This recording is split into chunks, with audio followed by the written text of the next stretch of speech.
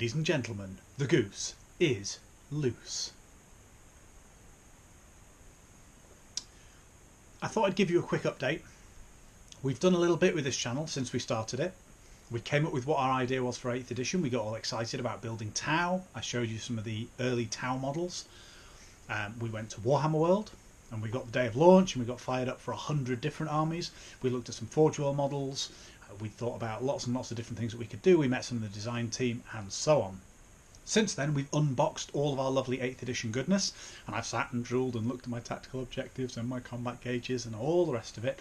And finally, on Saturday, we got a game in. And so Mickey and I played a couple of games and really got to grips with 8th edition, which was proper exciting.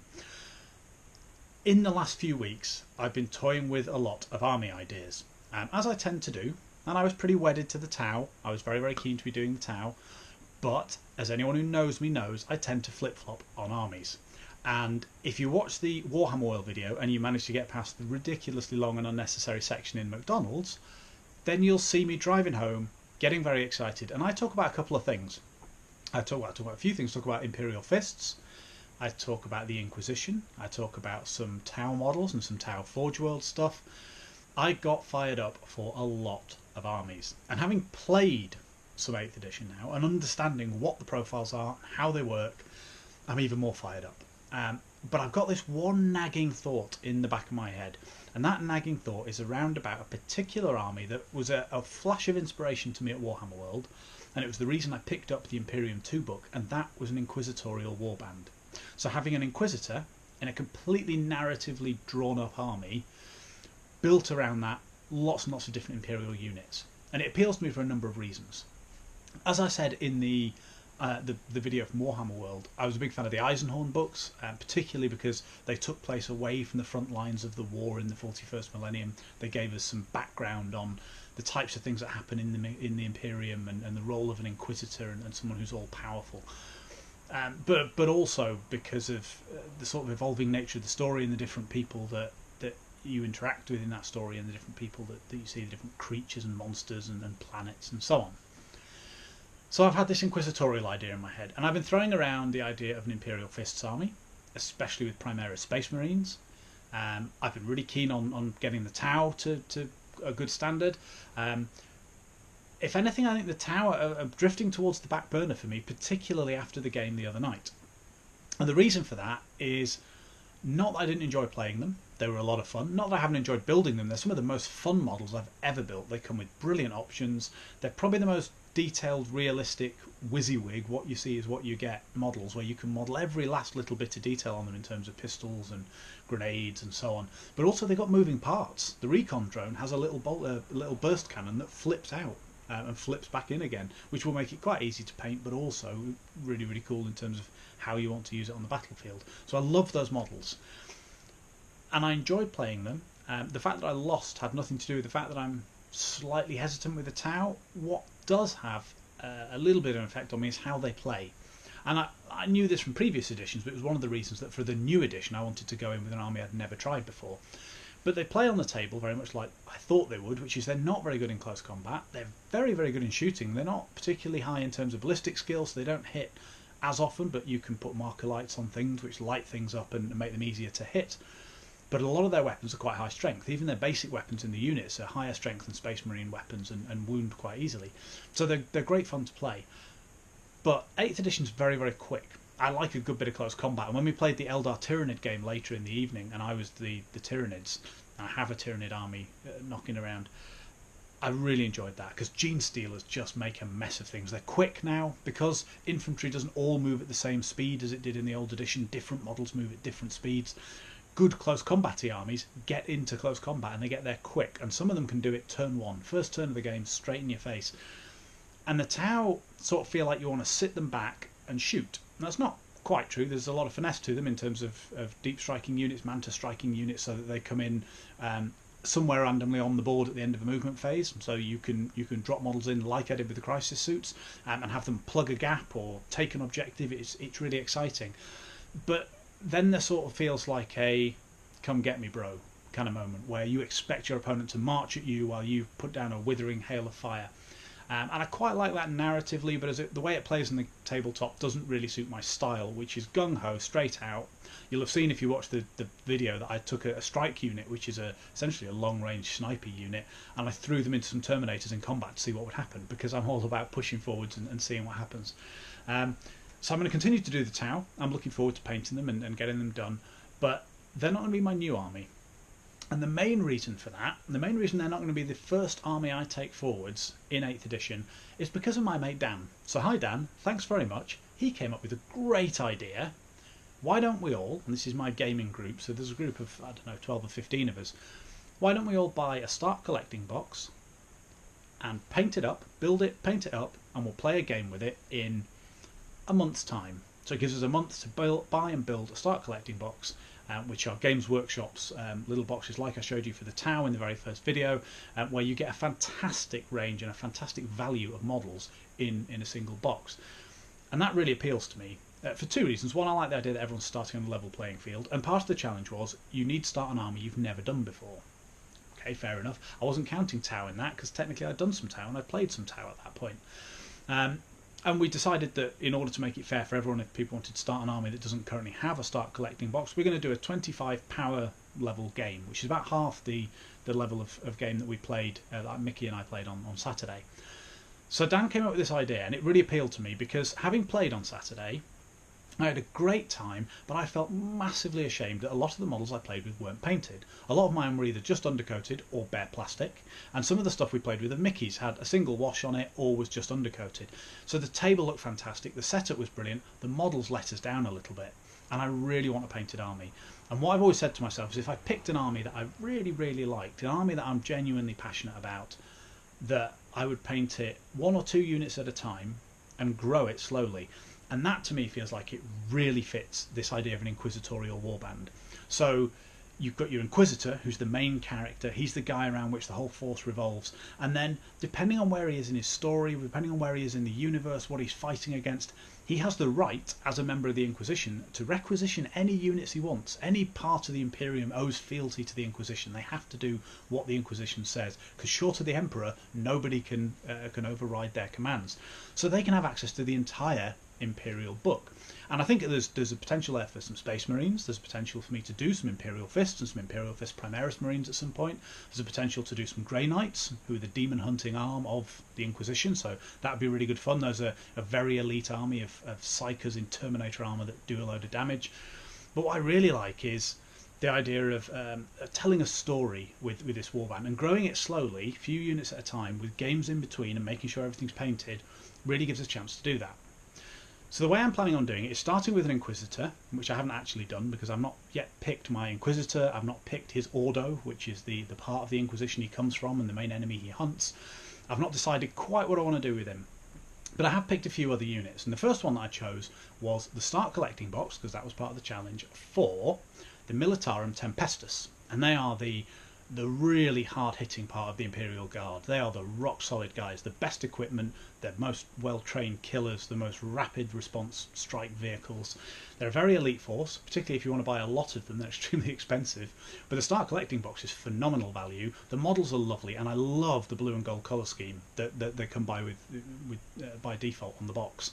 And that's one that Warhammer TV have done some videos on how to paint, and I really like that. It's really kind of shiny and exciting. So I decided I'd start with them, and they're going to be the personal bodyguard of my Inquisitor.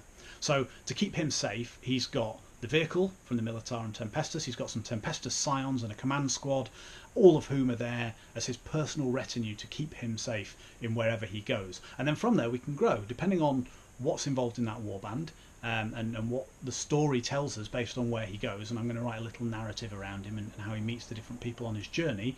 We're going to pick up an awful lot of units. I can tell you now, spoilers, a few of the units I definitely want to pick up within the next 12 months. I want at least one assassin in there, and we're probably going to start with a Vindicare assassin, which is a long-range sniper assassin. I love that model, love the idea, and he can pick off characters from a great distance. So I like the idea that the Inquisitor has access to this long-range sniper who can just take out powerful characters for him. And at some point we're going to pick up an Imperial Knight, which is a big model. It's a very, very big model. I've always fancied building one. They look fantastic, and I've always fancied painting one actually. And I think this year I'm fired up to paint some bigger models with a bit of confidence. So we're going to have an Imperial Knight, and he's going to be a free blade. So in the story, he's not going to owe fealty to any particular house. And I think I'm going to paint him up and badge him up and decal him up as an Inquisition Knight, as an Inquisitorial Knight, as a permanent part of this Inquisitor's retinue. But I've not quite decided yet, because it gives me great choice. Building this narrative lets me choose units one at a time. I can buy things higgledy-piggledy that might or might not fit and try them out and include them, and I can come up with a story reason, and I can come up with paint schemes if I want that will fit the reason that they're all together, or to fit the warband, or to fit a particular aspect of a particular story. So I'm really excited by it. So that's where I'm going next. Famous last words. Let's see what video and what army we're talking about in 6 months' time. But the tower's still going. I am still going to be doing some tower stuff. I've been looking at the box of those today, but I'm starting my Imperium army. I've ordered my Start Collecting box. Everything in the world is out of stock on the internet everywhere at the moment, but I've ordered the Start Collecting box. Hopefully I can pick that up on Friday. Today is Tuesday, so not that long to go, but I've got no hobbying to do in the interim. So I picked up another unit that I fancied for quite a while, particularly since I've looked at the Imperium 2 book, and I think would fit amazingly into an Inquisitor's retinue. The type of unit an Inquisitor would get hold of. They're a real specialist elite force in the Imperium that are very rarely seen anywhere, but an Inquisitor may have access to them, and more importantly, an Inquisitor is likely to have need of them. And they are the Sisters of Silence. So they are an elite fighting force of armour-clad female warriors that nullify psykers. So they nullify psychic powers. They can't be affected by psychic powers themselves. They make it much harder for enemies to cast psychic powers. They're the type of weapon an Inquisitor would use when going up against a demon prince, a demon primarch, all those exciting things. So they're a real weapon in the hands of the Inquisition. So I'm going to paint these guys up. I've got a spare Rhino knocking around. It's already been painted, and I'm loath to strip it, so what I'm tempted to do is spray the thing gold, lose a little bit of detail, and just crack on with it. So I'm going to paint up a Rhino as well. We're going to get a Null Maiden Rhino, a unit of 5 of these, and I'm not sure how to build them yet. You can build them either as Vigilators, which are the ones on the box, which have swords, so no ranged attacks at all, but they're amazing in close combat. And I'm sort of tempted by these because I think these look the best. But you can also build them as either a Witch Seeker squad, who have flamers, or as a Prosecutor squad, who have bolt guns. And I love a good flamer in 8th edition as well. They do a lot of damage, they hit a lot of things, they're great on Overwatch. So tonight's job is I'm going to break these open, I'm going to build them, and I'm going to start painting them. And I'm setting myself the challenge, because I've talked to you about painted models time and time again, you've not seen anything yet. I'm going to set myself the challenge of building and painting these by Friday.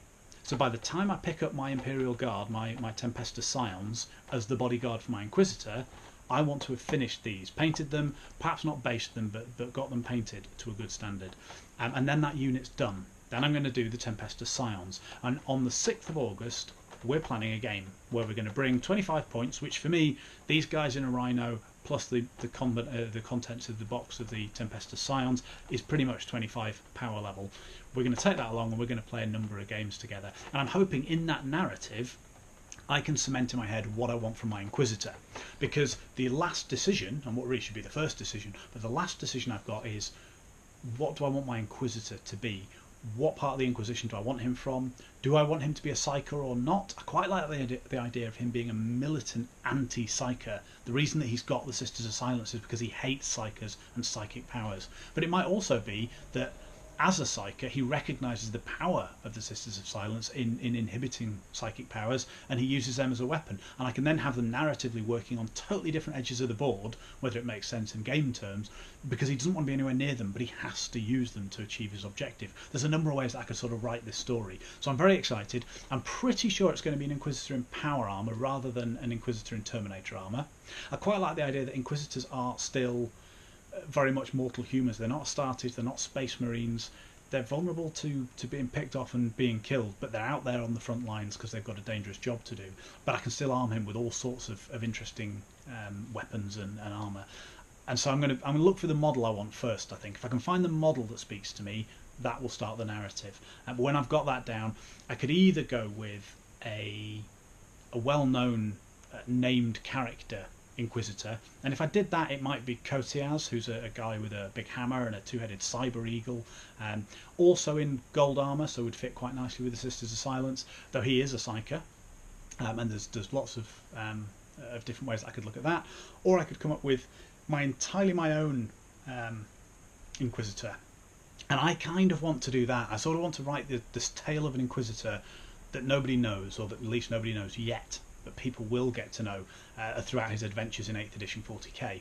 And I think that's what we're going to do. I'm not 100% sure, but that's what I think I'm going to do. So I want to find the model I like. It might need a little bit of modifying. We might need to chop and change in terms of weapon options and so on. So it's a combination of looking at the book, looking at models, finding what we want. But he's probably going to come second. We're going to build his retinue first. We're going to build the Tempestus Scions, we're going to build the Sisters of Silence, and that'll give us about 25 power level. I'm going to play with those guys a little bit, and then when I've got the decision right, next up comes the Inquisitor. We'll name him, we'll give him a bit of background story, and we'll get him built and painted. And from there, we're going to add a number of different units. And I know that in my future somewhere there's some Skitarii units, because those guys are brilliant. I quite fancy a start collecting box for Skitarii. They've got a Dune Crawler in there, the big vehicle, that looks amazing. There's some other great models. And we're definitely getting an Imperial Knight, although that's a little ways down the line because they're a little bit more expensive. So keep your eyes on the channel. That's where we're up to. It's a new army, but for people who know me, it's been about 3 or 4 weeks since I decided to do Tau, maybe even a month. That's pretty good for me. And I like this one, so maybe we're not going to change our minds just yet on it. But let's see where we go. We're going to start with the Inquisitors, and we're going to see how far we get. So, thanks for being along for the ride so far. Really looking forward to the next bit. This week's job, building and painting. So next time, I'm going to show you some built and some painted Sisters of Silence. Keep watching the skies. Goose out.